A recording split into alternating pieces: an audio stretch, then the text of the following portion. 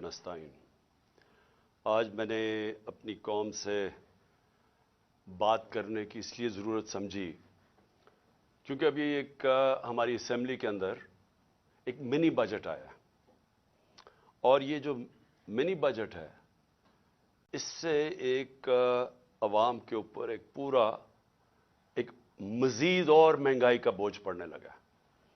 तो मैं अपनी कौम से सिर्फ, क्योंकि मैं बड़ी देर से आपसे बातें करता रहा हूं, मैं सिर्फ आज इसलिए बात कर रहा हूं कि देखें ये जो हो रहा है ना पाकिस्तान से, ये होना ही था। जब हमारी हुकूमत हटाई गई तो मैं तब से कह रहा हूं कि मुल्क के मसलों का हल सिर्फ एक है, वो इलेक्शंस करवाएं और अवाम के मैंडेट से एक हुकूमत लेके आएं, जो हुकूमत फिर वो फैसले करे मुल्क के लिए जो मुश्किल फैसले हैं, लेकिन क्योंकि अवाम के मैंडेट से वो हुकूमत आई होगी वो फैसले कर सकेगी। और मैं तब से कह रहा हूं कि इलेक्शन के अलावा पाकिस्तान के मसले मसाइल का कोई हल नहीं। हमारी जब हुकूमत जो साजिश हुई और जब गिराई गई तो मैंने ये एक चीज बार बार कही कि जो नई हुकूमत आएगी उससे ये मुल्क संभाला नहीं जाएगा। जो वो आज कहते हैं, जो साहब के जनाब इमरान खान मुल्क बर्बाद करने लगा था, उसको भी बताया कि देखें अगर आपने इस वक्त सियासी इस्तेकाम ना कायम किया, यानी कि अगर पॉलिटिकल इंस्टेबिलिटी आती है तो ये जो आपने चोरों का पलंदा जो इकट्ठा करके हमारे ऊपर मुसल्लत करने लगे हैं ये नहीं संभाल सकेंगे। तो आज ये जो मिनी बजट है ये जरा पूरी कहानी देखें कि 10-11 महीने में पाकिस्तान किधर से किधर पहुंच गया। और मैं आज ये पहले बजट के ऊपर अपना छोटा सा तबसरा करके मैं आज ये कहना चाहता हूं कि ये रुकना नहीं लगे। ये हम अगर आईएमएफ की बातचीत मान भी गए, ये अभी यहां रुकने नहीं लगा हमारे मुल्क का जो तेजी से हम दलदल में फंसे हुए हैं और फंसते जा रहे हैं। देखें, जब इनकी हुकूमत आई तो सबसे पहले दुनिया पाकिस्तान को कैसे देखती थी। हमारा जो जिसको कहते हैं एक डिफॉल्ट रिस्क रेशो कि एक मुल्क ने जो कर्जे लिए हुए हैं वो क्या चांस है वो कर्जे का डिफॉल्ट करने का, वो 5% था। आज मुल्क के हालात ये हैं कि जो लेटेस्ट जो इंटरनेशनल क्रेडिट एजेंसी जो बताती है कि पाकिस्तान के माशी हालात क्या है, उसमें फिच एक एजेंसी है, उसने CCC- कर दिया पाकिस्तान को। यानी हम अब वो श्रीलंका की स्टेज के ऊपर पहुंच गए हैं कि दुनिया हमें वो देख रही है, वो मुल्क जो कि अब एक बास्केट केस बन गया, यानी वो डिफॉल्ट के उतना करीब पहुंच गया कि किसी बाहर के मुल्क ने इस मुल्क को कर्जे भी नहीं देने, कमर्शियल बैंक्स ने कर्जे नहीं देने, कोई इन्वेस्टमेंट नहीं पाकिस्तान में आनी। तो जो आज हालात हैं इसके अंदर अगर हम ये समझ रहे हैं कि आईएमएफ के हम ये बातचीत मान जाएंगे उससे मुल्क ठीक हो जाएगा, इस खुशफहमी में कोई ना रहे, क्योंकि जो मुश्किल हालात अब ये मजीद और बिगड़ेंगे। तो मैं पहले अपनी कौम को सिर्फ याद कराना चाहता हूं कि जब हमारी हुकूमत हटाई गई थी और आज आम आदमी की जिंदगी में क्या फर्क पड़ा है। मैं मुखातिब हूं अपनी आम आवाम से, अपनी मिडिल क्लास से, सैलरीड क्लास जो तनख्वाहदार तबका है, वो आज किस मुश्किलात से गुजर रहा है। मैं वो लग्जरी आइटम्स की नहीं बात कर रहा कि बड़ी बड़ी गाड़ियों की, इंपोर्टेड चीज़ की और वो जो हमारी पैसे वाले लोग चीज़ें लेते हैं उसकी महंगाई की बात नहीं कर रहा। मैं बात कर रहा हूं जो सारी जो ख्वातीन आज मेरा ये सुन रही हैं, जिनको अपने खाने पीने की चीज़ें जो उनको चाहिए होती है अपने ख़ानदान को, सही बच्चों को सही खाना खिलाने के लिए, मैं उनकी बात कर रहा हूं कि उनके ऊपर आज क्या गुजर रही है। ज़रा ये देख लें। जब ये सारों ने मिलके, ये जो आज पीडीएम के लोग हैं, ये सारे कहते थे जी महंगाई हो गई, महंगाई मार्च करो, 4 रुपये हमने वो पेट्रोल की कीमत ऊपर की तो कहा कि पेट्रोल बम गिर गया है। तो उन्होंने एक दफ़ा वो फजल रहमान आ गया था महंगाई मार्च करके, दूसरी तरफ वो काम पे टांगने वाले वो बिलावल आ गया था, उसके बाद 2 दफ़ा फजल रहमान और उसके बाद ये مریم نے کوئی راستے میں رہ گئی تھی، اس کی بھی لانگ مارچ، لیکن سب کا ایک کہہ رہے تھے کہ مہنگائی سے لوگ تباہ ہو گئے۔ تو آج اللہ کیونکہ الحق ہے، سچ کا خدا ہے، اس کی وعدہ ہے کہ وہ سچ سامنے لے آئے گا۔ ذرا آج قوم کو بتانا چاہتا ہوں کہ آج آٹا ہمارے دور میں 60 روپے کلو تھا، آج 135 روپے کلو پہنچ گیا، جو عام آدمی کھانے کی اس کی پینے کی چیز ہے۔ جو گھی ہے وہ 380 ارب تھا، آج 600 ارب کے جی پہنچ گیا۔ جو چکن عام آدمی کی، جو خاص طور پہ کبھی کبھی اپنے بچوں کو وہ چکن کھلاتے ہیں، وہ 335 روپے کے جی سے 700 روپے کے جی پہ پہنچ گیا۔ جو دالیں ہیں، جو عام آدمی گھروں میں، عام آدمی کی تو دال روٹی، پیاز کی قیمت دگنی سے بھی زیادہ ہو گئی ہے۔ دالیں گئی ہیں 250 روپے کے جی سے 400 روپے۔ اور اب کسان، دیکھیں، ہمیں جب تک کسان کو نہیں اٹھاتے، اور جو ہم نے پوری کوشش کی اٹھانے کی، اور ماشاءاللہ ہمارے دور پہ آخری 2 سال میں کسانوں کے پاس ریکارڈ پیسہ آیا۔ ہم نے ان کو ٹائم پہ جو گنے کی فصل کٹتی تھی، شوگر مل سے ٹائم پہ پیسہ لے کے دیا، پوری قیمت لے کے دی، کٹوتی ختم کی، ٹائم پہ پیسہ ملونا اپنی زمینوں پہ لگایا۔ ریکارڈ 4 فصلوں کی ریکارڈ پروڈکشن 2 سال ہوئی ہماری، یعنی بمپر کراپس ہوئی۔ تو آج وہ جو یوریا استعمال کرتا ہے وہ 1668 روپے ہمارے دور میں تھا، آج یوریا گیا ہے 3000 روپے پہ۔ ہمارا جو پھر میں اور بھی چیزیں جو گھر بنانے کے لیے سریا لوگ استعمال کرتے ہیں، سیمنٹ استعمال کرتے ہیں، تو سیمنٹ گیا ہے 865 روپے سے 1062 روپے پہ۔ جو سریا استعمال کرتے ہیں وہ 2 لاکھ روپیہ ٹن سے، سلیب سے، وہ گیا ہے 3,05,000 پہ۔ 2 لاکھ سے 3,05,000 پہ۔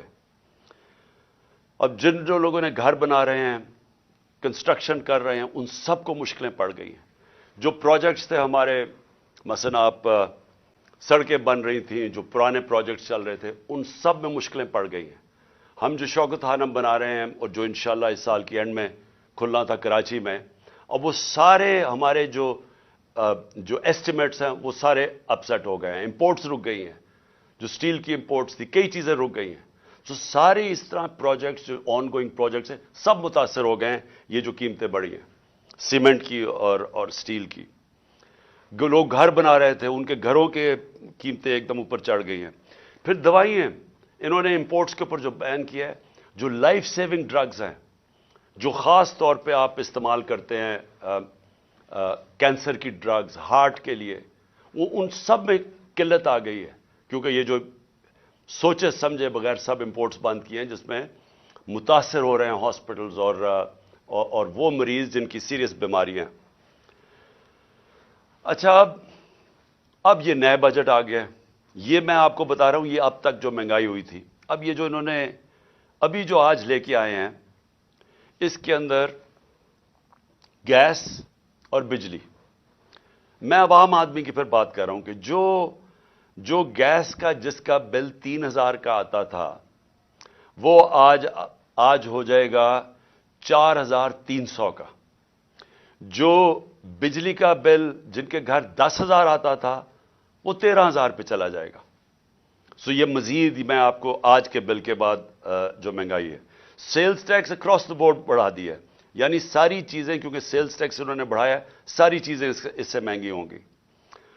اور جو بھی میں نے سریا کی اور سیمنٹ کی بات کی تھی، ان کے اوپر جو گیس، سریا بنانے کے لیے جو سٹیل ملز کو گیس جاتی تھی، اس میں 14% انکریز کر دیا، تو اس کی قیمت اوپر جائے گی۔ سیمنٹ 10% گیس کی قیمت انکریز کر دی ہے، تو مزید اس کی قیمت اوپر چلی جائے گی۔ یوریا کے لیے جو پھر کسانوں کا مسئلہ آئے گا، یوریا کے لیے جو گیس 70%، اس پہ 70% گیس کی قیمت بڑھا دی گئی ہے، جو یوریا یعنی جو جو کھاد کی فیکٹریز کے اوپر گیس جاتی تھی، تو اس سے ایک بوری کے اوپر 375 روپے کا اضافہ ہو جائے گا اب کسانوں کے لیے. اور کسانوں کو آگے مشکل پڑی ہوئی ہے کہ ٹیوب ویلز کے اوپر جو بجلی کی تھی اس کی سبسڈی ختم کر دی، تو مزید اور کسانوں کے لیے اور ایک اور عذاب آ رہا ہے. اب اس سے ہوگا کیا؟ اس سے ہوگا یہ دو چیزیں ہوں گی. ایک، مہنگائی بڑھے گی. مہنگائی آ گئی 50 سال میں پاکستان کی تاریخ کی سب سے زیادہ مہنگائی ہے.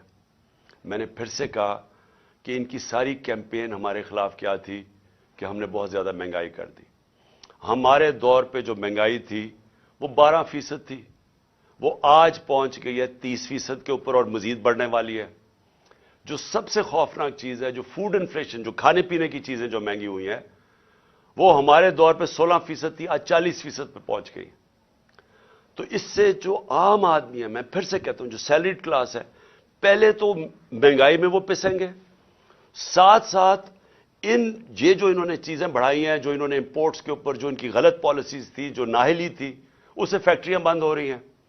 ہماری جو ریکارڈ انڈسٹریل پروڈکشن تھی، ہماری جو انڈسٹری اضافی تیزی سے بڑھ رہی تھی، آج وہ منفی پہ چلی گئی ہے. جو انڈسٹریز، جو ٹیکسٹائل انڈسٹری، آپ فیصل آباد جا کے دیکھیں، جدھر مزدور نہیں ملتا تھا، آج بے روزگاری شروع ہو گئی ہے. ایک طرف بے روزگاری، ایک طرف مہنگائی. انٹرسٹ ریٹ انہوں نے ریکارڈ اوپر کر دیے ہیں. اس کا مطلب کہ جو بھی آپ کوئی نیا کاروبار شروع کرے گا وہ 100 دفعہ سوچے گا، کیونکہ انٹرسٹ ریٹ اوپر چلے گئے، سود کی شرح اتنی اوپر چلی گئی ہے. تو ایک طرف مہنگائی، دوسری طرف بے روزگاری. اب میں جو آج میرا اصل آج آپ سے بات چیت کرنے کا مقصد کیا تھا، اب آگے ہم کیا کر رہے ہیں، جا کدھر رہے ہیں. میں اس لیے آپ سے کہہ رہا ہوں کہ یہ جو مزید مہنگائی آئی ہے اور یہ جلدی جلدی انہوں نے کی ہے. شروع میں ان کو سمجھ نہیں آئی کیا کرنا تھا. اپنے این آر او کے اوپر انہوں نے وقت گزارا. ان کو صرف ایک پڑی ہوئی تھی کہ کس طرح کے ان کے 1100 ارب روپے کے ان کے اوپر کرپشن کیسز تھے وہ ختم ہو. ہم ہر سال، ہمارے 3.5 سال کے اندر، ہر سال جو نیب ریکور کرتی تھی چوری کا، وہ 160 ارب روپیہ تھا. ہم نے 480 ارب روپیہ اپنے دور میں نیب نے ریکور کیا تھا. ہم نے نہیں کیسز بنائے تھے، یہ پرانے کیسز تھے، لیکن ہمارے دور میں نیب پیسے ریکور کر رہی تھی کیونکہ ہم کسی کو بچا نہیں رہے تھے. اب 1100 ارب روپے کے جو کرپشن کیس ہیں انہوں نے معاف کروا لیے. تو ایک طرف قوم کی کمر توڑ دی ہے مہنگائی اور بے روزگاری سے، دوسری طرف انہوں نے اپنے کرپشن کے کیسز معاف کروا لیے، اور تیسری طرف روپیہ ڈالر کے بنسبت 90 روپیہ گرا ہے. کہ کبھی پاکستان کی تاریخ میں اتنا زیادہ ڈالر مہنگا نہیں ہوئی اور اتنی تیزی سے روپیہ گرا نہیں ہے. تو قوم کے لیے تو کیا ہوا اس سے؟ اگر آپ کی 30,000 روپیہ تنخواہ تھی، آج صرف وہ 20,000 روپے کی 30,000 روپے کی تنخواہ 20,000 کی چیزیں خرید سکتی ہے. آج جو ڈی ویلیویشن ہوئی ہے، ساری قوم کا جو جیسے کہتے ہیں نا جی ڈی پی، کیونکہ جی ڈی پی ڈالر سے میجر ہوتی ہے، تو پر کیپٹا انکم ڈالر سے میجر ہوتی ہے، وہ ساری نیچے آ گئی ہے. ان کے ہوتے ہوئے جب تقریباً 90 اور باہر مارکیٹ میں جاؤ تو وہ 100 روپیہ کا بھی سے زیادہ ڈالر مہنگا ہو چکا ہے. تو جب کہ ایک قوم کی دولت میں کمی ہوئی ہے، یہ جو سارے 30 سال سے ملک کا پیسہ چوری کر کے، منی لانڈرنگ کر کے باہر لے کے گئے ہیں، ان کے ایون سیل اپارٹمنٹ اور ان کے مے فیئر میں اور بڑی بڑی گاڑیاں اور ون ہائٹ پارک اور یہ جو باہر ہوٹل خریدے ہوئے ہیں اور انہوں نے بے نامی چیزیں خریدی ہوئی ہیں، باہر بینکوں میں آف شور اکاؤنٹس میں پیسے رکھے ہوئے ہیں. قوم کے لیے 90 روپے ان کی دولت میں کمی اگر روپے میں پڑے ہوئے ہیں، اور ان کے باہر پیسے میں 90 روپے اضافہ ہو گیا. پاکستان کے مقابلے میں ان کے پیسے میں 90 روپے زیادہ امیر ہو گئے ہیں. ان کو کوئی فرق نہیں پڑا، اس لیے انہوں نے آتے ساتھ ہی کبھی کوئی پرواہ نہیں کی کہ کیا انہوں نے اگر ان کو سازش کے تحت بٹھائی دیا تھا، کیونکہ عمران خان ملک تباہ کر رہا تھا، تو انہوں نے آ کے کوئی روڈ میپ دینا تھا کہ ہم نے ملک کو کیسے ٹھیک کرنا ہے، کیونکہ یہ تو بڑے تجربہ کار تھے. ہم تو جی اسحاق ڈار نے کہا میں روپے کو $200 کو نیچے لے کے آؤں گا، میں IMF کو سامنے یہ کر دوں گا، بڑی بڑھ کے ماری، میں تجربہ کار ہوں۔ آج یہ بتائیں کہ انہوں نے ملک سے کیا کیا؟ اور جو ان کے ہینڈلر لے کے آئے تھے ان سے ذرا پوچھیں کہ آپ نے یہ ملک سے کیا کیا؟ کون جواب دے؟ آج جو ابھی یہ جو شروعات ہے، ابھی یہ جو $90 کے جو گرا ہے، جو روپیہ گرا ہے ڈالر کے مقابلے میں، ابھی اس کی مزید مہنگائی آنی ہے۔ جو ایک تھوڑی ٹائم کے بعد جب آپ کا روپیہ گرتا ہے تو جو باہر سے چیزیں لے کے آتے ہیں وہ ٹائم کے بعد مہنگی ہونی شروع ہوتی ہے۔ تو نہ تو انہوں نے کوئی تیاری کی، نااہلی ان کی یہ ہے کہ انہوں نے غلط فیصلے کر کے ملک کو آج یہاں پہنچا دیا ہے کہ اس طرح کا بجٹ لانا پڑا ہے۔ اور کوشش کر رہے تھے کہ عارف الوی کے اوپر سارا بوجھ ڈالے، پارلیمنٹ میں بھی نہیں چاہتے تھے کہ ڈبیٹ ہو اس کے اوپر، اس سے کہتے تھے آرڈیننس سائن کرو تاکہ یہ بچ جائیں کہ پارلیمنٹ میں ان کے اپنے لوگ کیا یہ جو بجٹ لے کے آ رہے ہیں وہ کیا بولیں گے اس کے اوپر۔ قوم کے اوپر سارا بوجھ، خود اپنی کرپشن کے کیسز معاف، اور کوئی آگے راستہ بھی نہیں ہے، روڈ میپ بھی نہیں ہے۔ میں آخر میں یہی بات کرنا چاہتا ہوں کہ جو بھی ان کے بیکرز ہیں یہ سمجھ جائیں کہ ان کے پاس کوئی اگلا آگے کا راستہ نہیں ہے۔ یہ اگر سمجھ رہے ہیں کہ اس سے آپ IMF کے ڈالرز آ جائیں گے تو وہ یہ ایسے سمجھیں کہ یہ کینسر کا علاج ڈسپلن سے ہو رہا ہے، تھوڑی دیر کا تھوڑا سا آرام آئے گا، لیکن کینسر جب تک کاٹ کے نکالی نہ جائے یہ کینسر پھیلتی جائے گی، یہ قرضے بڑھتے جائیں گے، آمدنی سکڑتی جا رہی ہے۔ ہماری ریمیٹنسز جو ہمارے دور میں 17% انکریز کر رہی تھی، ہماری ریمیٹنس میں 17% اضافہ ہو رہا تھا جو 31 ارب پہ پہنچ گئی تھی، وہ ان میں اب 11% کمی آ گئی ہے۔ تو پہلے تو اضافہ ختم ہوا اور پھر 11% کمی آ گئی ہے، یعنی جو ڈالرز آنے تھے ریمیٹنس سے وہ کم ہو گئے ہیں، ایکسپورٹس گر گئی ہیں ہماری، تو ہمارے پاس تو جو آمدنی ہے وہ تو سکڑتی جا رہی ہے، فیکٹریاں بند ہو رہی ہیں، بے روزگاری بڑھ رہی ہے، لیکن قرضے بڑھتے جا رہے ہیں کیونکہ یہ تو قرضے ہی لیے نا IMF سے، اور ہم یہ امید رکھ رہے ہیں کہ اور بھی ملٹی نیشنلز قرضے دیں گی، تو وہ تو قرضے ہیں، تو یہ حل تو نہیں ہے۔ حل کیا ہے؟ حل جو میں تب سے کہہ رہا ہوں، میں نے کوشش بھی کی، اپنی گورنمنٹ خود میں نے ڈیزالو کی اپریل میں الیکشنز کروانے کے لیے، لیکن پورا پلان بنا ہوا تھا کیونکہ فیصلہ ہو گیا تھا عمران خان بہت خطرناک ہے اس ملک کے لیے، تو تب سے وہی ابھی بھی حل ہے۔ اس ملک میں اگر ہم نے صاف اور شفاف الیکشن نہ کروائے، ایک پبلک مینڈیٹ سے گورنمنٹ نہ آئی جو کہ پبلک جس کے پیچھے کھڑی ہو جس گورنمنٹ کے، وہ گورنمنٹ پھر مشکل فیصلے کرے، وہ جو میں کینسر کو کاٹ کے نکالے ملک سے، سٹرکچرل ریفارمز کرے، جو آج ملک کی ضرورت ہے، رول آف لا قائم کرے، گورننس سسٹم ٹھیک کرے، تب جا کے یہی جو کرائسس ہے یہ ہم فائدے میں اس کو کر سکتے ہیں۔ یہ جو ہم دلدل میں پھنسے ہوئے ہیں اس میں نکلتے نکلتے ہم ملک کو پوری طرح اٹھا سکتے ہیں۔ یہ ہمارا فائدہ ہو سکتا ہے کہ ہم اس کرائسس کا، اگر اس کرائسس سے ملک میں اصلاحات کریں، لیکن وہ گورنمنٹ کر سکتی ہے جس کے پاس پبلک پیچھے کھڑی ہو۔ جب آپ کے پاس پبلک مینڈیٹ نہیں تو آپ ان PDM کے یہ جو اوپر 60% لوگ ضمانت پہ ہیں کرپشن کیسز پہ، اور ان کا سلوشن یہ ہے، کیونکہ ان کے پاس تو حل کوئی نہیں ہے، ان کا سلوشن یہ ہے کہ عمران خان کے اوپر 60 FIR کاٹ دو، اس PTI کے لوگوں کو جیلوں میں ڈالو، ان کے اوپر تشدد کرو، ان کو خوف پھیلاؤ، ان کو ڈراؤ دھمکاؤ، اور ان کو اور اس طرح کرو کہ جب وہ بالکل پارٹی ان کی ٹوٹ جائے تو پھر الیکشن کرواؤ۔ وہ ہونے نہیں لگا، کیونکہ آپ جتنا زیادہ دبائیں گے وہ پارٹی اتنی اور اٹھتی جا رہی ہے۔ پبلک کوئی بیوقوف تو نہیں ہے، پبلک تو فیصلہ کر بیٹھی ہے جس کی وجہ سے یہ ڈرے ہوئے ہیں۔ تو صرف اور صرف عمران خان کو باہر کرنے کے لیے ملک کو تباہ نہ کریں، یہ اصل میں جانا ہے ہماری سیکیورٹی کے اوپر۔ جو آج ہمارے حالات ہو گئے ہیں، ہم تو کسی کے سامنے اب کھڑے بھی نہیں ہو سکتے، کیونکہ ہمیں تو انہوں نے ملک کو ادھر پہنچا دیا ہے۔ $300 ارب سے کم تو ریزروز رہ گئے ہیں، ہمارے پاس کیا اب ہے کہ اپنے پیر پہ کھڑے ہوں, کسی کو کہیں کہ نہیں جی ہمیں پاکستان کی خودداری چاہیے, ہم پاکستان کی سوورنٹی چاہیے. ہم کیسے کہہ سکتے ہیں جب ملک کے حالات یہاں پہنچا دیے؟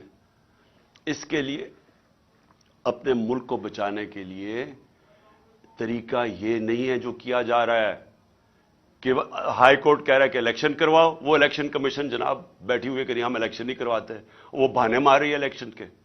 پاکستان کا آئین کہتا ہے 93 میں الیکشن کرواؤ, یہ کوئی بہانہ مار ہے, کوئی صرف ڈرے ہوئے ہیں الیکشن ہارنے سے. پاکستان کی آئین کی وائلیشن جس طرح کی جا رہی ہیں اور جس طرح آگے پلان بن رہا ہے, یہ جو بھی لوگ سمجھ رہے ہیں کہ اس سے وہ اپنی ذاتی فائدہ اٹھا دیں گے, وہ ملک کو ڈبو دیں گے. اور میں آج اس لیے یہ کہہ رہا ہوں کہ ہم بڑے آرام سے ملک کے اندر اس وقت اگر ہم چاہیں, اتنی بڑی پارٹی ہے, ہم اگر وہ مظاہرے کریں اور ملک بند کرنے کی کوشش کریں, سٹرائکس کریں, ملک تو آگے حالات برے ہیں. اس لیے ہم نے پرامن احتجاج کا فیصلہ کیا کہ ہم جیل بھرو تحریک شروع کرنے والے ہیں, بتانے کے لیے کہ آپ اس طرح ایک ملک کو استعمال تھوڑے سے لوگوں کے ذاتی مفادات کے لیے نہیں کر سکتے. یہ ملک 22 کروڑ لوگوں کا ملک ہے. یہ تھوڑے سے لوگ اس ملک کو اپنے مفادات کے لیے تباہ نہیں کر سکتے. اس لیے ہم جیل بھرو تحریک کی پوری تیاری کر رہے ہیں. میں اناؤنس کرنے والا ہوں. اور لوگوں کو صرف خوف دور کرنے کے لیے کہ یہ سمجھتے ہیں کہ خوف پھیلا کے, جیلوں میں ڈال کے, ایف آئی آرز کر کے یہ اسی طرح بیٹھے رہیں گے, اور پھر کسی نہ کسی طرح دھاندلی کر کے یہ ایک وہ الیکشن کمیشن, بے ضمیر الیکشن کمیشن کے ذریعے ایک جانبدار الیکشن کمشنر کے لیے, یہ جو چیف الیکشن کمشنر ہے, اس کو استعمال کر کے کسی طرح پھر ان چوروں کو مسلط کر دیں گے. یہ ہونے نہیں لگا. ملک کو نقصان پہنچ رہا ہے. اور میں آخر میں اپنی ساری قوم کو کہنا چاہتا ہوں, پھر سے میں ایک بات کہنا چاہتا ہوں اور بات ختم کرتا ہوں کہ دیکھیں, وہ ہم اس موڑ پہ کھڑے ہو گئے ہیں جس کا ہم سب کو خطرہ تھا کہ ایک دن جب سے یہ امپورٹڈ حکومت آئی ہے کہ خدا نہ خواستہ ہم یہاں نہ پہنچ جائیں. ہم وہاں پہنچ گئے ہیں. ہمارے سامنے اب صرف 2 راستے ہیں. ہم چپ کر کے اب انتظار کریں کہ مزید ملک تباہی کی طرف جائے, یا ہم ایک پرامن احتجاج کی تحریک کے اندر سب شامل ہوں اور بتائیں ان کو کہ آئین اور قانون کے بغیر کوئی دنیا کا معاشرہ نہیں چل سکتا. دنیا کا معاشرے جتنے بھی ہیں وہ رول آف لا پہ چلتے ہیں, اور رول آف لا آئین ڈیفائن کرتا ہے, اور آئین آپ کو کہتا ہے کہ 90 دن میں الیکشن کروائی جائے. اس سے جتنا آپ پیچھے ہٹتے جائیں گے, آپ ملک کو ادھر دھکیلتے جائیں گے جدھر ملک, جس کو کہتے ہیں بنانا ریپبلک, جدھر جنگل کا قانون ہوتا ہے ادھر ملک کو دھکیلا جا رہا ہے. ہم یہ کبھی ہونے نہیں دیں گے. اور میں نے صرف اپنے لوگوں کو بھی, سب کو تیار کیا, اپنی قوم کو, کہ ہم ایک پرامن احتجاج کے لیے تیار ہو جائیں, کیونکہ مجھے ابھی تک کوئی نیت نہیں نظر آ رہی ان کی آئین کے اوپر چلتے ہوئے 90 دن میں الیکشن کروانے کی. پاکستان زندہ باد.